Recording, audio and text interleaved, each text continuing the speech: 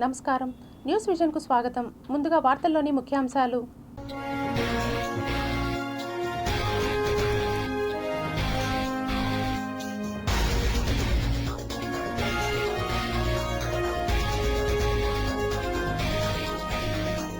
ప్రకృతికి విరుద్ధంగా సూర్యోదయం, ఆశ్చర్యపరిచే గ్రహ రహస్యాలు. ఢిల్లీలో పేలిన ఏసీ, 9 మంది మృతి. ముందస్తుగా నైరుతి రుతుపవనాలు, ఈసారి వానలు ఎక్కువే, వాతావరణ శాఖ అంచనా. పోలవరం ప్రాజెక్టుపై కేంద్రం మెగా ప్లాన్, బహుళార్థ సాధక ప్రాజెక్టు నిర్మాణానికి భారీగా నిధులు. శ్రీవారి దర్శనానికి పోటెత్తిన భక్తులు. ఒక్కరోజే 91,005 మంది శ్రీవారిని దర్శించుకున్న భక్తులు. సత్ఫలితాలు ఇస్తున్న టీటీడీ నిర్ణయాలు. గ్రేటర్ తిరుపతికి రియల్ బూమ్, ఆకర్షణీయంగా నగరం. తిరుపతిలో గార్డెన్ సర్చ్ ఆపరేషన్, అసాంఘిక శక్తులకు అడ్డుకట్ట, ఎస్పీ సుబ్బరాయుడు వెల్లడి.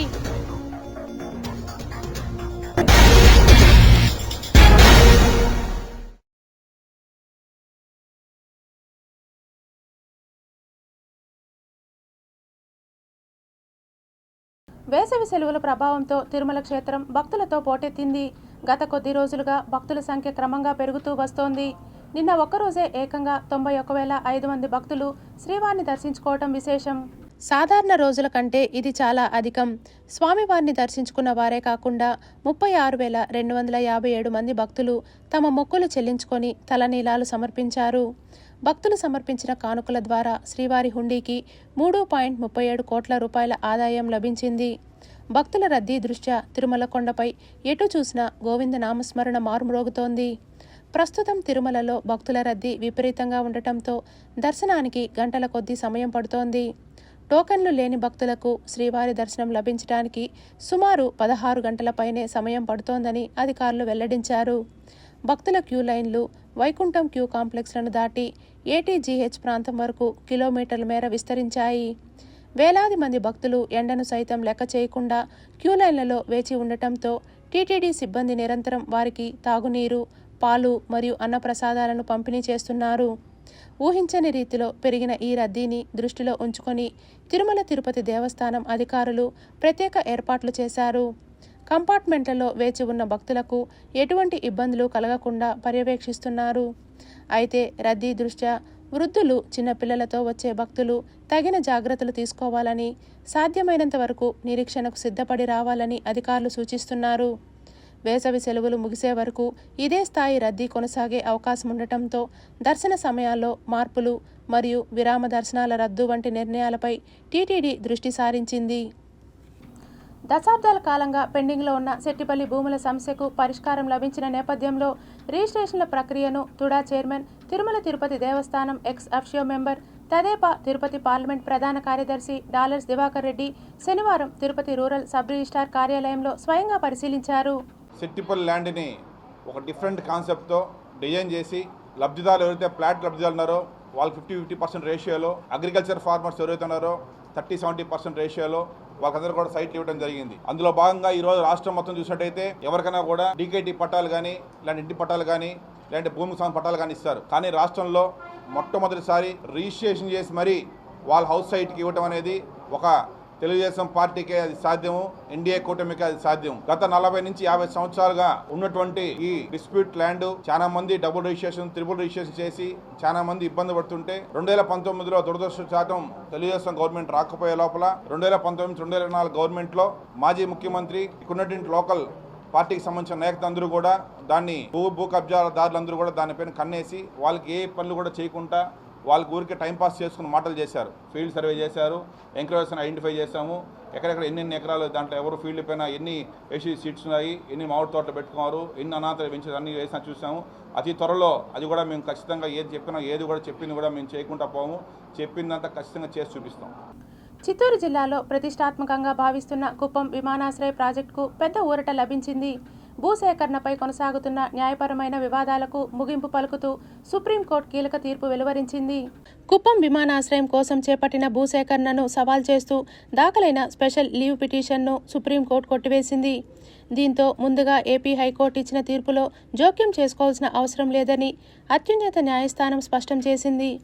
ఈ ప్రాజెక్టు కోసం సుమారు 150 ఎకరాల భూమిని సేకరించేందుకు చిత్తూరు జిల్లా కలెక్టర్ జారీ చేసిన 4 నోటిఫికేషన్లు చట్టబద్ధమేనని సుప్రీంకోర్టు తేల్చింది. భూమి అనుకూలతపై సరైన ఆధారాలు లేవంటూ చక్రపాణి రెడ్డి ఇతరులు చేసిన వాదనలను కోర్టు తిరస్కరించింది. ఈ కేసుకు సంబంధించి పెండింగ్లో ఉన్న ఇతర అనుబంధ పిటిషన్లు కూడా ముగిసినట్లు సుప్రీంకోర్టు స్పష్టం చేసింది. దీంతో ఈ ప్రాజెక్టుకు ఉన్న న్యాయపరమైన అన్ని అడ్డంకులు పూర్తిగా తొలగిపోయాయి. ఈ తీర్పుతో కుప్పం విమానాశ్రయ పనులు త్వరలోనే వేగవంతం కానున్నాయి. ఈ ప్రాంతంలో పారిశ్రామిక అభివృద్ధి, రవాణా సౌకర్యాల మెరుగుదల, పెట్టుబడుల ఆకర్షణ, ఉపాధి అవకాశాలు పెరుగుదల వంటి అంశాలకు ఈ ప్రాజెక్టు కీలకంగా మారనుంది. కుప్పం విమానాశ్రయ నిర్మాణం పూర్తయితే దక్షిణ ఆంధ్రప్రదేశ్కు మెరుగైన ఎయిర్ కనెక్టివిటీ, సమీప ప్రాంతాల ఆర్థిక వృద్ధి, టూరిజం అభివృద్ధి వంటి ప్రయోజనాలు కలుగనున్నాయి. తిరుమల శ్రీవారిని పలువురు ప్రముఖులు దర్శించుకొని మొక్కులు చెల్లించుకున్నారు. ఆదివారం ఉదయం నైవేద్య విరామ సమయంలో స్వామివారిని supreme court justice PS Narasimha, TDP MLA Amarnath Reddy, Tamil Nadu minister Sekhar Babu స్వామివారిని వేర్వేరుగా కుటుంబ సభ్యులతో కలిసి స్వామివారిని దర్శించుకొని మొక్కులు చెల్లించుకున్నారు. అనంతరం ఆలయ రంగనాయకుల మండపంలో వేద పండితులు వేద ఆశీర్వచనం చేయగా ఆలయ అధికారులు స్వామివారి తీర్థ ప్రసాదాలను అందజేశారు. ఆధ్యాత్మిక నగరం తిరుపతిని గ్రేటర్ తిరుపతిగా తీర్చిదిద్దాలనే లక్ష్యంతో ప్రభుత్వం తీసుకున్న విస్తరణ నిర్ణయం రియల్ ఎస్టేట్ రంగానికి ఆకర్షణీయంగా మారింది. తిరుపతి మున్సిపల్ కార్పొరేషన్ పరిధిని రేణిగుంట వరకు విస్తరించడం, విమానాశ్రయం, రైల్వే జంక్షన్లను నగర ప్రధాన స్రవంతిలో కలపటం వల్ల ఎయిర్పోర్ట్ కారిడార్ ఇప్పుడు పెట్టుబడిదారులకు స్వర్గధామంగా మారింది. మౌలిక సదుపాయాల కల్పనపై ప్రభుత్వం ప్రత్యేక దృష్టి సాధించడంతో ఈ ప్రాంత రూపురేఖలు శరవేగంగా మారుతున్నాయి. గత 6 నెలల కాలంలోనే ఎయిర్పోర్ట్ రోడ్డు, రేణిగుంట పరిసరాల్లో ప్లాట్ల ధరలు 25% పైగా వృద్ధిని నమోదు చేశాయి. గత ఏడాది వరకు చదరపు అడుగు ధర సామాన్యంగా ఉన్న చోట్ల ఇప్పుడు రేట్లు అమాంతం పెరిగాయి. ముఖ్యంగా గేటెడ్ కమ్యూనిటీ లేఅవుట్లు, విల్లా ప్రాజెక్టులకు డిమాండ్ పెరగడంతో భూముల విలువలు చుక్కలనంటుతున్నాయి. విమానాశ్రయానికి మెరుగైన కనెక్టివిటీ ఉండటం, ఐటీ మరియు ఎలక్ట్రానిక్స్ కంపెనీల రాక ఈ ధరల పెరుగుదలకు ప్రధాన కారణమయ్యాయి. ప్రభుత్వ నిర్ణయం వల్ల రేణిగుంట, ఏర్పేడు, మంగళం వంటి ప్రాంతాలు గ్రేటర్ తిరుపతిలో అంతర్భాగం కావడంతో అక్కడ మున్సిపల్ సౌకర్యాలు మెరుగుపడతాయని కొనుగోలుదారులు భావిస్తున్నారు. స్మార్ట్ సిటీ ప్రాజెక్టుల విస్తరణ, కొత్తగా ప్రతిపాదించిన 4 లైన్ రోడ్లు, డ్రైనేజీ వ్యవస్థల ఏర్పాటు భూముల విలువలను మరింత పెంచాయి. పెట్టుబడి పెట్టిన అతి స్వల్ప కాలంలోనే అధిక లాభాలు వస్తుండటంతో స్థానిక ఇన్వెస్టర్లతో పాటు ఇతర జిల్లాల వారు కూడా ఇక్కడ భూములు కొనేందుకు పోటీ పడుతున్నారు. భవిష్యత్తులో ఈ కారిడార్ తిరుపతికి ఎకనామిక్ ఇంజన్లా మారుతుందని రియల్ ఎస్టేట్ నిపుణులు అంచనా వేస్తున్నారు. కేవలం ఆధ్యాత్మిక పర్యాటకానికే పరిమితం కాకుండా విద్య, పారిశ్రామిక కేంద్రంగా రేణిగుంట అభివృద్ధి చెందుతుండటం వల్ల వచ్చే 2 ఏళ్లలో ధరలు మరో 40% వరకు పెరిగే అవకాశం ఉందని మార్కెట్ వర్గాలు చెబుతున్నాయి. ఆంధ్రప్రదేశ్ రాష్ట్ర వరప్రదాయిని, జీవనాడి అయిన పోలవరం బహుళార్థ సాధక ప్రాజెక్టును త్వరితగతిన పూర్తి చేసేందుకు కేంద్ర ప్రభుత్వం కీలక ముందడుగు వేసింది. ప్రాజెక్టు నిర్మాణ గడువును 2027 జూన్ నాటికి ఖరారు చేయడంతో పాటు నిధుల కొరత లేకుండా భారీ కేటాయింపులకు గ్రీన్ సిగ్నల్ ఇచ్చింది. రాష్ట్ర ప్రయోజనాలను దృష్టిలో ఉంచుకొని కేంద్ర జలశక్తి శాఖ ఈ ప్రాజెక్టుపై ప్రత్యేక దృష్టి సారించింది. పోలవరం ప్రాజెక్టుకు అవసరమైన ఆర్థిక వనరులను సమకూర్చేందుకు కేంద్రం సానుకూలంగా స్పందించింది. ఇప్పటికే 2,300 కోట్ల రూపాయలు విడుదల చేసిన ప్రభుత్వం తాజాగా మరో 3,300 కోట్ల రూపాయలు అదనపు నిధుల మంజూరుకు అంగీకరించింది. ఈ నిధులను వచ్చే సెప్టెంబర్ నాటికి విడుదల చేసే అవకాశం ఉన్నట్లు సమాచారం. దీనివల్ల ప్రాజెక్టు పనులతో పాటు పునరావాస కార్యక్రమాలు వేగవంతం కానున్నాయి. ప్రాజెక్టు పురోగతిపై శుక్రవారం న్యూఢిల్లీలో కీలక సమావేశం జరిగింది. కేంద్ర జలశక్తి శాఖ కార్యదర్శి కాంతారావుతో ఆంధ్రప్రదేశ్ ప్రభుత్వ ప్రధాన కార్యదర్శి సాయి ప్రసాద్, జలవనరుల శాఖ సలహాదారు వెంకటేశ్వరరావు, ఇతర ఉన్నతాధికారులు భేటీ అయ్యారు. ఈ సమావేశంలో ప్రాజెక్టు నిర్మాణంలో ఎదురవుతున్న సాంకేతిక సమస్యలు, ఎగువ రాష్ట్రాల అభ్యంతరాలు, ముంపు ప్రభావంపై సుదీర్ఘంగా చర్చించారు. పోలవరం ప్రాజెక్టును 45.72 మీటర్ల ఎత్తుతో 194.6 టీఎంసీల పూర్తిస్థాయి నీటి నిల్వ సామర్థ్యంతో నిర్మించేలా తదుపరి కార్యాచరణను కార్యదర్శి కాంతారావు నిర్దేశించారు. ప్రాజెక్టు నిర్మాణంతో పాటు రెండో దశ భూసేకరణ, పునరావాస ప్యాకేజీ అమలుపై కూడా అధికారులు ఒక స్పష్టమైన ప్రణాళికను సిద్ధం చేశారు. ఇటీవల కేంద్ర జలశక్తి శాఖ కార్యదర్శి కాంతారావు స్వయంగా పోలవరం ప్రాజెక్టు ప్రాంతాలు, ముంపు గ్రామాల్లో పర్యటించారు.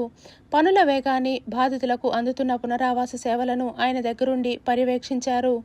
కేంద్ర ప్రభుత్వం అందిస్తున్న ఈ మద్దతుతో దశాబ్దాల నాటి ఆంధ్రుల కళ 2027 జూన్ నాటికి సాకారం కానుందని అధికారులు ధీమా వ్యక్తం చేస్తున్నారు. శ్రీవారి దర్శనానికి యాత్రికులు కళ్లల్లో ఒత్తులు వేసుకొని నిరీక్షిస్తారు. స్వామివారి లడ్డూ ప్రసాదం కూడా ప్రీతిపాత్రంగా భావిస్తారు. అందుకే లడ్డూల విక్రయాల్లో తిరుమలలో సరికొత్త రికార్డు నమోదైంది. శ్రీ వెంకటేశ్వర స్వామిని దర్శించుకున్న తర్వాత లడ్డూ ప్రసాదాల కొనుగోలు చేయడానికి అత్యంత ప్రాధాన్యత ఇస్తారు. గత ఏడాది రికార్డులు తిరగరాశారు.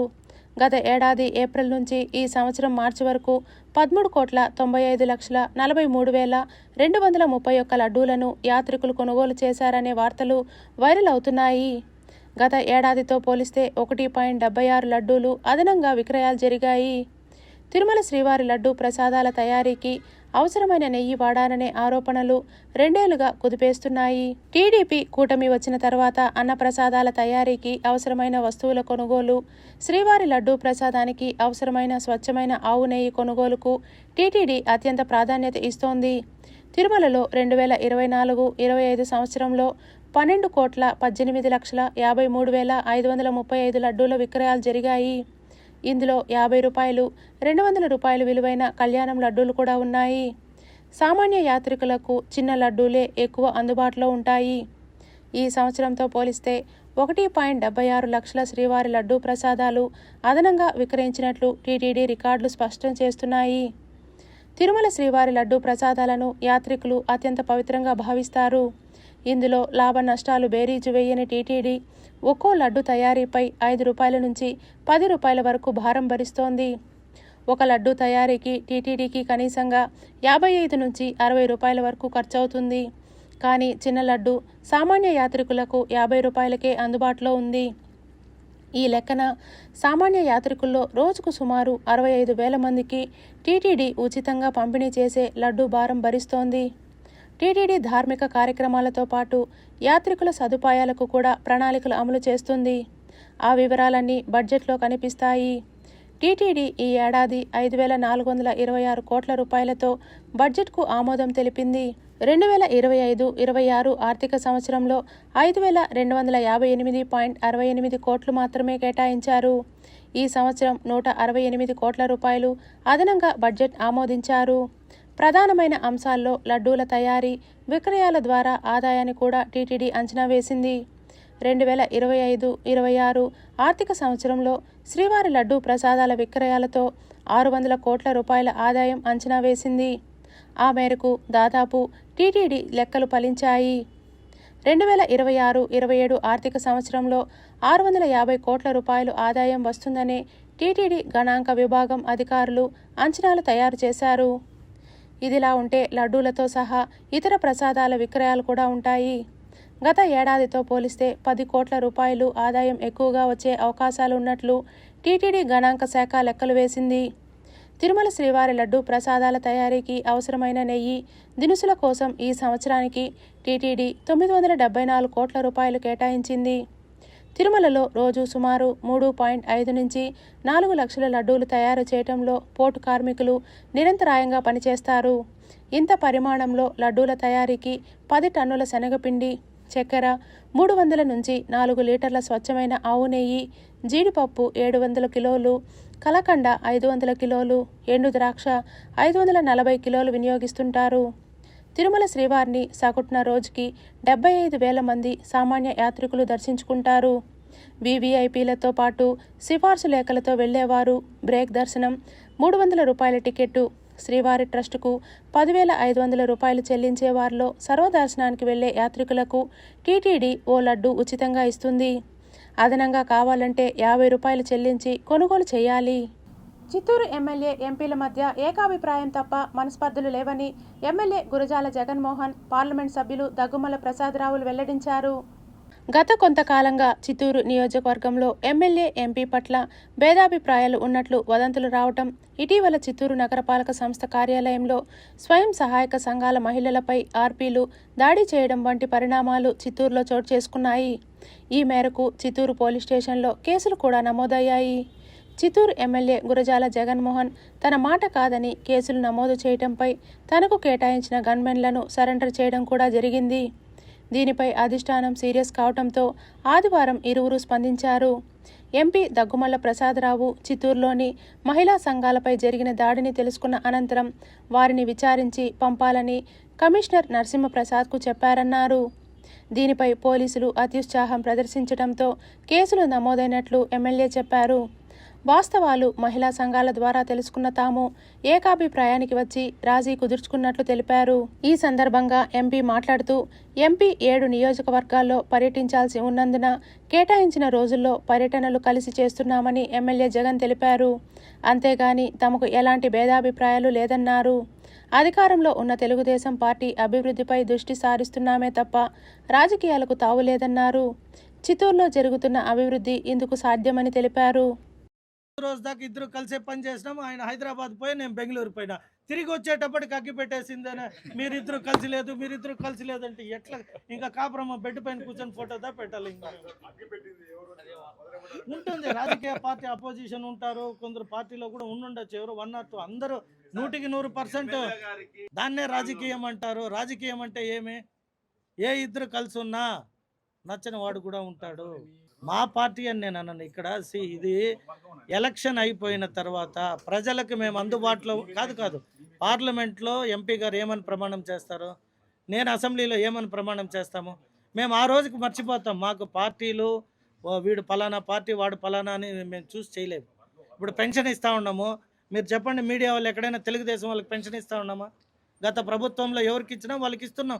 మేము ఎక్కడ కక్షపూరితంగా వచ్చి మా ప్రభుత్వం వచ్చింది వాళ్ళది తీసేయని తీలేదే. కూటమి ప్రభుత్వం అధికారంలోకి వచ్చిన తర్వాత ఆంధ్రప్రదేశ్ రాష్ట్ర రాజధాని అమరావతి నిర్మించేందుకు లక్షల కోట్లు వెచ్చించి అభివృద్ధి చేయాలనే ఆలోచన తగదని, వెనుకబడిన రాయలసీమ లాంటి ప్రాంతాలలో నీటి జలాలు అందించేందుకు కృషి చేయాలే తప్ప రాష్ట్ర రాజధాని పేరు చెప్పి అభివృద్ధి పేరుతో ధనాన్ని వెచ్చించడం సమంజసం కాదని రాయలసీమ మేధావుల ఫోరం కోఆర్డినేటర్ పురుషోత్తం రెడ్డి ఆరోపించారు. రాజధాని పేరుతో జరుగుతున్నటువంటి నిర్మాణాల పట్ల అనేక అనుమానాలు, సలహాలు, సూచనలు ఇస్తున్న నేపథ్యంలో మాజీ ముఖ్యమంత్రి జగన్మోహన్ రెడ్డి గారు మావిగని ప్రతిపాదన ఇవన్నీ ఎన్నున్నా స్థూలంగా ఆ చర్చ ఇంకోసారి చేయొచ్చు. గాని ఇప్పుడు కూటమి ప్రభుత్వం ఏదైతే రాజధాని నిర్మాణానికి తను అనుకున్న పద్ధతిలో వెళ్లాలనుకునిందో, మహానగర కాన్సెప్ట్ తో, దానికి ఉపయోగపడే పద్ధతిలో కూడా ప్రభుత్వ నిర్ణయాలు లేవు. తాజాగా ఆంధ్రప్రదేశ్ కేబినెట్ తీసుకున్నటువంటి 3 కీలక నిర్ణయాలు కూటమి ప్రభుత్వం తాను అనుకున్నటువంటి మహానగర నిర్మాణం ఏదైతే అనుకుంటుందో, మాజీ ముఖ్యమంత్రి జగన్ గారి ప్రతిపాదన, పెద్దల ఆలోచనలు ఇవన్నీ కాసేపు పక్కన పెట్టేస్తే ప్రభుత్వం తాను అనుకుంటున్నటువంటి నగర నిర్మాణానికి కూడా ప్రభుత్వం వేస్తున్నటువంటి అడుగులు ప్రతిబంధకంగా మారే అవకాశం ఉంది. అమరావతి రాజధాని నిర్మాణానికి ఉపయోగపడే పద్ధతిలో లేదు. ఈరోజు అమరావతి రాజధాని ప్రాంతంలో పనిచేసే ఉద్యోగస్తులందరూ తెల్లారి ఉద్యోగం చేసి సాయంత్రానికి ఇంటికి వెళ్ళిపోతున్నారు. విజయవాడ, గుంటూరు, లేకపోతే వారానికి ఒకసారి హైదరాబాద్ వెళ్ళిపోతున్నారు. కానీ 50,000 ఇళ్ల పట్టాలు ఇచ్చింటే ఆ పేదలు ఎక్కడ పని చేసినా మళ్ళీ ఇంటి వచ్చి పనుకుంటారు. ఒక నగర వాతావరణం వచ్చిండేది కదా. రాజధాని కార్యాలయాలు ఉన్నాయి. ఇంకేది అవసరమో పరిమితంగా చేసుకుని ముందుకెళ్లి ఆలోచన చేస్తే మీకు మంచిది, రాష్ట్రానికి మంచిది. అలా కాకుండా మాకు అధికారం ఉందని చేస్తుంటే చేయగలింది ఏం లేదు. బట్ ఈ రాష్ట్రం మాత్రం భారీ మూల్యాన్ని చెల్లించుకునే పరిస్థితిని మాత్రం ప్రభుత్వం దృష్టికి తీసుకురాదలుచుకుంది. తిరుపతి శ్రీ తాతయ్య గుంట గంగ జాతర చరిత్ర, సంస్కృతి, శాస్త్రీయత అనే అంశంపై భక్తులందరికీ తెలిసేలా పుస్తకాన్ని రచించడం తన పూర్వజన్మ సుకృతంగా భావిస్తున్నానని ప్రొఫెసర్ నాగపట్ల భక్తవత్సలరెడ్డి తెలిపారు. తిరుపతి గంగ జాతర చరిత్ర, సంస్కృతి, శాస్త్రీయత అనే అంశం మీద రాసినటువంటి పుస్తకం ఇది. మన అందరం చేస్తూ ఎన్నో ఏళ్ల నుంచి, 100 ఏళ్ల నుంచి ఇక్కడ తిరుపతిలో గంగ జాతర జరుగుతూ ఉంటుంది. ఆ రోజుల్లోనే తిరుపతి కొండంత కొండ గంగ జాతర ఇది అని చెప్పేసి ఒక చాలా ప్రతీతి ఉంది.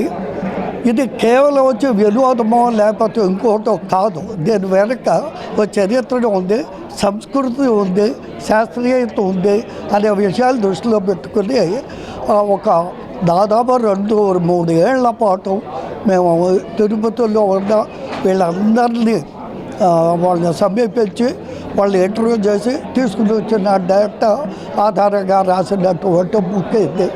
ఇందాపూర్కు హెరిటేజ్ డైరీకి ఉన్న అక్రమ సంబంధం ఎక్కడ బయటపడుతుందో అన్న ఉద్దేశంతోనే రాష్ట్రంలో చంద్రబాబు నాయుడు డైవర్షన్ పాలిటిక్స్కు పాల్పడుతున్నారని టీటీడీ మాజీ చైర్మన్ కరుణాకర్ రెడ్డి ముఖ్యమంత్రి తీరుపై మండిపడ్డారు. చంద్రబాబు నాయుడు గారు, పవన్ కళ్యాణ్ గారు ఇద్దరూ కూడా 1.5 సంవత్సరాలకు పైగా సిట్ నివేదిక ఇచ్చిన తరువాత కూడా వైఎస్ఆర్ కాంగ్రెస్ పార్టీ పాలనలో లడ్డూలో జంతువుల కొవ్వు కలిపారు అన్నటువంటి పాటనే పాడుతూ వచ్చారు. సిబిఐ తన నివేదిక ఇచ్చిన తరువాత ఆ నివేదిక మీద పూర్తి అసంతృప్తితో చంద్రబాబు నాయుడు గారు, పవన్ కళ్యాణ్ గారు దినేష్ కుమార్ అనేటువంటి రిటైర్డ్ ఐఏఎస్ అధికారితో ఒక ఏకసభ్య కమిషన్ను నియమించి 45 రోజులలో దాని మీద విచారణ జరిపి నివేదిక ఇవ్వమనటం జరిగింది. అసలు విషయాన్ని పక్కకు నెట్టేసి మమ్మల్ని దోషులుగా చిత్రీకరించి ముద్రించి మమ్మల్ని భయపెట్టాలని చూసి ప్రజలను మభ్యపెట్టి ప్రజల్లో ఇప్పటికే చులకనైపోయినారు, మీరు చెప్పినట్టుగా జంతువుల కొవ్వు ఎక్కడా ఆ డైరీ ఆ లడ్డూలో కలవలేదు అన్నటువంటి విషయాన్ని సిబిఐ చాలా స్పష్టంగా పేర్కొన్నది. అయినా ఆగకుండా మా మీద దుమ్ము పెంట వేయటానికే మీరు ఈ రకంగా మీ పత్రికలలో రాహుకేతువుల్ని ఎంచుకొని మా మీద ఇష్టం వచ్చినట్టుగా రాస్తున్నారు. దీనికి ఆ చంద్ర ప్రేమేష్ కుమార్ అయినటువంటి దినేష్ కుమార్ మీకు పావుగా ఉపయోగపడ్డాడు అని తెలియజేస్తున్నారు. వేసవి భానుడి బగబగలతో అల్లాడుతున్న ప్రజలకు భారత వాతావరణ శాఖ చల్లని కబురు అందించింది. ఈ ఏడాది నైరుతి రుతుపవనాలు సాధారణం కంటే ముందే పలకరించే అవకాశం ఉందని వాతావరణ శాఖ అంచనా వేసింది. సాధారణంగా మే నెల చివరి వారంలో వచ్చే రుతుపవనాలు ఈసారి మే 14 నుంచి 16 మధ్యలోనే అండమాన్ నికోబార్ దీవులను తాకనున్నాయని వెల్లడించింది. మే నెలలో దేశవ్యాప్తంగా సగటు వర్షపాతం సాధారణం కంటే ఎక్కువగా నమోదయ్యే అవకాశం ఉందని తెలిపింది. దక్షిణాది పశ్చిమ భారతంలో కుండపోత వర్షాలు కురిసే సూచనలు ఉన్నాయని, ఈశాన్య తూర్పు మధ్య భారతంలో మాత్రం సాధారణం కంటే తక్కువ వర్షపాతం నమోదు కావచ్చని చెప్పింది. వర్షాల సూచన ఉన్నప్పటికీ ఎండల తీవ్రత విషయంలో ఐఎండీ హెచ్చరికలు జారీ చేసింది. మే నెలలో పగటి ఉష్ణోగ్రతలే కాకుండా రాత్రిపూట ఉష్ణోగ్రతలు కూడా సాధారణం కంటే ఎక్కువగా ఉండనున్నాయని పేర్కొంది. దక్షిణ భారతదేశంలోని కొన్ని ప్రాంతాల్లో మాత్రం రాత్రిపూట ఉష్ణోగ్రతలు సాధారణంగా లేదా అంతకంటే తక్కువగా ఉండే అవకాశం ఉందని చెప్పింది. తెలుగు రాష్ట్రాలతో పాటు ఒడిశా, పశ్చిమ బెంగాల్ వంటి తీర ప్రాంత రాష్ట్రాల్లో వాతావరణం భిన్నంగా ఉండనుంది. సముద్రం నుంచి వచ్చే తేమతో కూడిన గాలుల వల్ల ఉష్ణోగ్రతలు తక్కువగా అనిపించినా ఉక్కపోత విపరీతంగా ఉంటుందని తెలిపింది. రాజస్థాన్, గుజరాత్ వంటి ప్రాంతాల్లో వడగాలుల ప్రభావం ఎక్కువగా ఉండే అవకాశం ఉందని ఐఎండీ అంచనా వేసింది. తిరుపతి రూరల్ మండలం పరిధిలోని జయశంకర్ కాలనీ ప్రజలు ఎదుర్కొంటున్న నీటి సమస్యకు శాశ్వత పరిష్కారం చంద్రగిరి ఎమ్మెల్యే పులివర్తి నాని చూపడం హర్షించదగ్గ విషయమని తిరుమల నగర్ టీడీపీ అధ్యక్షులు గోవిందరాజులు తెలిపారు. 4 రోజుల క్రితము జయశంకర్ కాలనీలో నీటి సమస్య ఉందని చెప్పి నా దృష్టికి రావడం జరిగింది. సో మాకు మా టెక్నీషియన్ని పంపించడం జరిగింది. బోర్ మెకానిక్ని పిలిపించి వెరిఫై చేస్తే మాకు సమస్య ఏమిటని తెలియలేదు. సో ప్రజలు ఇబ్బంది పడకూడదని మొదటగా మేము పంచాయతీ తరపున నాని గారికి ఇన్ఫార్మ్ చేసి, ఎమ్మెల్యే గారికి ఇన్ఫార్మ్ చేసి ఫస్ట్ ట్యాంకర్లు సప్లై చేయమని చెప్పడం జరిగిందన్న. ఇమీడియట్గా మేము ట్యాంకర్స్ పంచాయతీ నుంచి ప్రైవేట్ ట్యాంకర్స్ పెట్టి పంచాయతీ ట్యాంకర్ పెట్టి నీళ్లు సప్లై చేయడం జరిగింది పంచాయతీ తరపున. పంచాయతీ ట్యాంకర్ కంటిన్యూస్గా దీని మీద రన్ చేస్తున్నాం. ఒక ట్యాంకర్ పంచాయతీ ట్యాంకర్. సో అది కూడా సరిపోదని ప్రజలు తెలియజేస్తే ప్రైవేట్ ట్యాంకర్లు కూడా పెట్టి ప్రైవేట్ ట్యాంకర్ల ద్వారా కూడా మనం నీటిని సరఫరా చేయడం జరిగింది. వాటర్ సమస్య ఉంది. గతంలో ఎమ్మెల్యే గారు హామీ ఇచ్చింది వాస్తవం. దాన్ని జలధార స్కీమ్లో కూడా పెట్టి దాన్ని ఇంప్లిమెంట్ చేస్తున్నాడు. అది కొంచెం లేట్ అవుతుంది. ఖచ్చితంగా తెలుగు గంగా వాటర్ అయితే వస్తుంది, దాంట్లో ఎటువంటి డౌట్ లేదు. ఇక్కడ వాటర్ సమస్య ఉంటే దీన్ని ప్రధానంగా పంచాయతీ అధికారులు, మా పార్టీ నాయకులు కూడా కొంచెం శ్రద్ధ పెట్టి నిత్యం ఒక 4 రోజులుగా వాటర్ ట్యాంకర్లు పెట్టి జనాలకి నీళ్ళు అందిస్తుంటే, నిన్న ఒక స్టంట్ 2 ట్యాంకర్లు పెట్టి ఒక ఆయన వార్డు నెంబర్ అంట, అతను వార్డు నెంబరే కాదు, పేరు మాత్రం వార్డు నెంబర్ అని వేసుకున్నాడు. జనానికి ఉపయోగపడే మెసేజ్ ఇవ్వండి తప్ప ఊరికే జనాల్ని తప్పుదోవ పట్టించద్దండి దయచేసి. దీనివల్ల జనాలు గందరగోళం సృష్టించి మనమేదో మీరు 5 ఏళ్ళు ఏమీ ఉద్ధరించలేదనే మీకు జనాలు ఇచ్చిన మెజారిటీ. దీన్నైనా దృష్టిలో పెట్టుకోవాలని మనస్ఫూర్తిగా కోరుకుంటున్నాను. తిరుపతి టెంపుల్ సిటీలో మత్తు పదార్థాలకు తావు లేకుండా ఎప్పటికప్పుడు పోలీసు నిఘా నీడలో ఉంచడం జరుగుతుందని, యువత ముఖ్యంగా మత్తు పదార్థాల బారిన పడి జీవితాలను చిత్తు చేసుకోవద్దంటూ గార్డెన్ సెర్చ్లో భాగంగా తిరుపతి జిల్లా ఎస్పీ సుబ్బరాయుడు పేర్కొన్నారు. ఎస్టీవీ నగర్ పరిధిలో పోలీసు సిబ్బందిచే నాకాబందీ కార్యక్రమాన్ని నిర్వహించి వాహనాలు మరియు అనుమానాస్పద వ్యక్తుల ఇళ్లను తనిఖీ చేయడం జరిగిందని తెలిపారు. తిరుపతి నగరంలో ఉన్న ఎస్టీవీ కాలనీ మరియు న్యూ ఇందిరానగర్ ప్రాంతంలో ఈరోజు దాదాపు 450 మంది పోలీసు వారితో కార్డన్ సెర్చ్ నిర్వహించడం జరిగింది. ఇక్కడున్న ప్రజలందరితో కూడా మాట్లాడడం జరిగింది. అదేవిధంగా ఇక్కడున్న వెహికల్స్ని చెక్ చేయడం. ఇంతకుముందు ఈ ప్రాంతంలో కొంతమంది మీద కేసెస్ రిజిస్టర్ అయినాయి, కొంత గంజా సమాచారం ఉంది. వాటిని అన్నింటినీ దృష్టిలో ఉంచుకొని ఈరోజు కార్డన్ సెర్చ్ ఆపరేషన్ ద్వారా వీళ్ళందరినీ చెక్ చేశాము. వెహికల్స్ దాదాపుగా 150 వెహికల్స్ వరకు అనుమానాస్పదంగా ఉన్న వెహికల్స్ అన్నీ కంట్రోల్ తీసుకొని తర్వాత వెరిఫై చేసి చర్య తీసుకోవడం జరుగుతుంది. అదేవిధంగా గాంజా కన్జ్యూమర్స్ని కూడా కొంతమందిని ఐడెంటిఫై చేశారు ఈ ప్రాంతంలో. వారిని ఇక్కడే ఈ గాంజా టెస్టింగ్ కిట్స్ ద్వారా చెక్ చేసి ఫర్దర్ ఇంట్రాగేట్ చేయడం జరుగుతుంది. ఈ కార్డన్ సెర్చ్ ద్వారా ప్రజలకు కానీ మీడియా మిత్రులకు కానీ తెలియజేయడం అనేది ఏంటంటే, ప్రతి ప్రాంతాన్ని ఇదే విధంగా కార్డన్ సెర్చ్ ద్వారా అనుమానాస్పద ప్రాంతాలన్నీ చెక్ చేసుకుంటూ ఆ ప్రాంతంలో ఉన్న క్రైమ్ ప్రోన్ పర్సన్స్ని, అదేవిధంగా గాంజా కన్జ్యూమర్స్ని, గాంజా పెడ్లర్స్ని చెక్ చేయడం, ఫర్దర్ ఇంట్రాగేట్ చేస్తూ తిరుపతిని ఒక సురక్షితమైన నగరంగా ప్రజలకు ఒక సజెస్ట్ చేసే విధంగా ఈ ఆపరేషన్స్ అనేవి చేయడం జరుగుతుంది. నీట్ యూజీ పరీక్ష నేడు ఒకే విడతలో నిర్వహించారు. మధ్యాహ్నం 2 గంటల నుంచి సాయంత్రం 5 గంటల 20 నిమిషాల వరకు పరీక్ష జరిగింది. పరీక్షల్లో ఎటువంటి అక్రమాలకు తావు లేకుండా ఉండేందుకు నేషనల్ టెస్టింగ్ ఏజెన్సీ కఠినమైన డ్రెస్ కోడ్ను అమలు చేసింది. పురుషులు క్యాజువల్ ట్రౌజర్లు, ప్యాంట్లు లేదా జీన్స్ ధరించిన వారిని మాత్రమే అనుమతించారు. బూట్లు, టోపీలు, మఫ్లర్లు లేదా ముఖాన్ని కప్పే వస్త్రాలను అనుమతించలేదు. ముఖ్యంగా చేతులకు మెహందీ పెట్టుకోకూడదన్న నిబంధనను కఠినంగా అమలు చేశారు. భారీ ఆభరణాలు, చెవిరింగులు, ముక్కు పుడకలను తీసేశారు. పాస్పోర్ట్ సైజ్ ఫోటో అంటించిన నీట్ అడ్మిట్ కార్డు ఉన్నవారిని మాత్రమే లోనికి అనుమతించారు. ప్రభుత్వం జారీ చేసిన ఒరిజినల్ ఐడెంటిటీ కార్డ్ విద్యార్థులు తీసుకువెళ్లారు. పరీక్షా హాల్లోకి మొబైల్ ఫోన్లు, బ్లూటూత్ డివైజ్లు, పేజర్లు, స్మార్ట్ వాచీలు, ఇయర్ ఫోన్లు వంటి ఎలక్ట్రానిక్ పరికరాలను భద్రపరుచుకోవడానికి అభ్యర్థులు ఇబ్బందులు ఎదుర్కొన్నారు. అలాగే హ్యాండ్ బ్యాగ్లు, పర్సులను కూడా నిషేధించారు.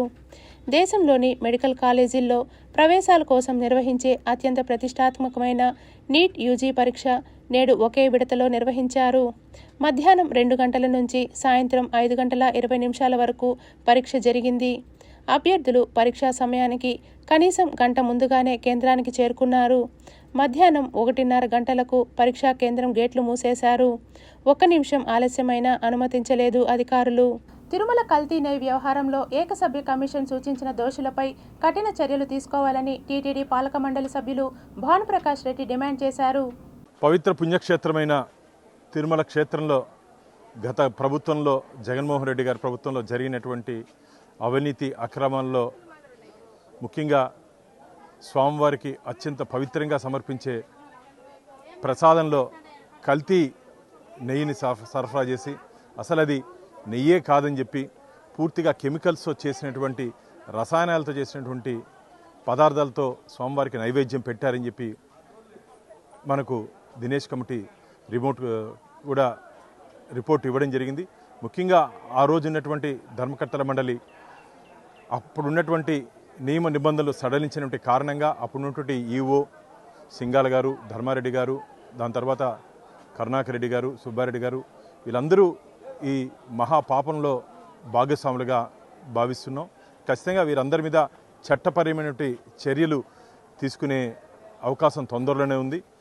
రాబో ధర్మకర్తల మండలి 6వ తేదీ జరగబో ధర్మకర్తల మండలి సమావేశంలో దీని మీద చర్చించి వారి మీద ఏ విధంగా క్రిమినల్ ప్రొసీడింగ్స్ తీసుకోవాలో ఆ విధంగా ఖచ్చితంగా మేము ముందుకు పోతాం.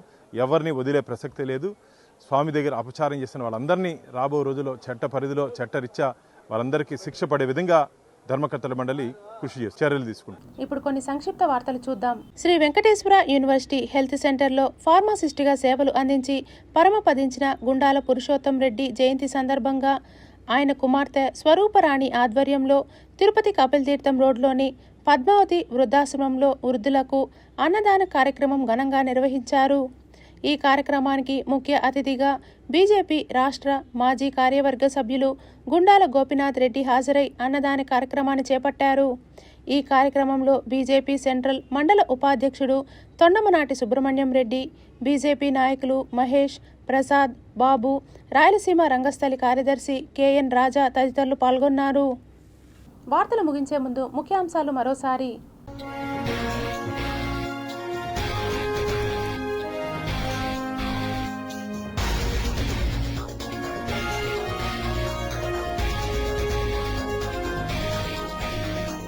ప్రకృతికి విరుద్ధంగా సూర్యోదయం, ఆశ్చర్యపరిచే గ్రహ రహస్యాలు.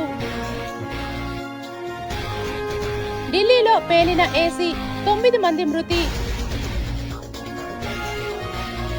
ముందస్తుగా నైరుతి రుతుపవనాలు, ఈసారి వానలు ఎక్కువే, వాతావరణ శాఖ అంచనా. పోలవరం ప్రాజెక్టుపై కేంద్రం మెగా ప్లాన్, బహుళార్థ సాధక ప్రాజెక్టు నిర్మాణానికి భారీగా నిధులు.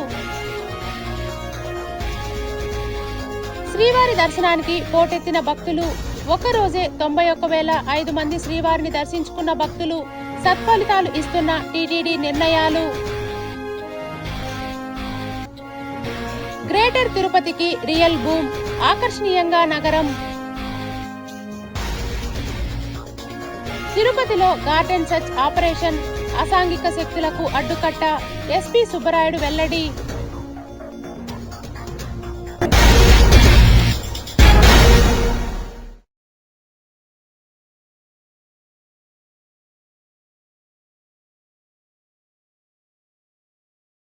ఈ వార్తలు ఇంతటితో సమాప్తం. సమగ్ర సమాచారంతో న్యూస్ విజన్లో మళ్ళీ కలుద్దాం. అంతవరకు సెలవు. నమస్కారం.